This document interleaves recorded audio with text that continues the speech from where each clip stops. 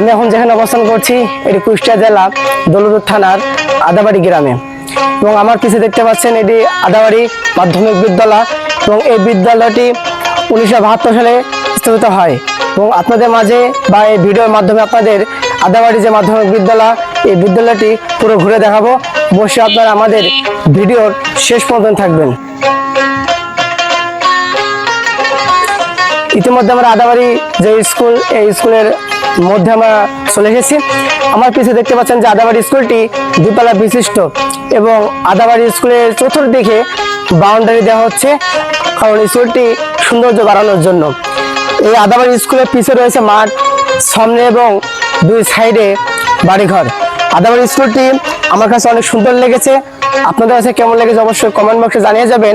আরও একটি কথা বলে রাখি আপনাদের, পরবর্তীতে আমরা কোন স্কুল নিয়ে ভিডিও বানাবো অবশ্যই আপনারা আমাদের কমেন্ট বক্সে জানিয়ে যাবেন এবং এই ভিডিওটি বেশি বেশি শেয়ার করে দিবেন সবাই ভিডিওটি দেখতে পারে।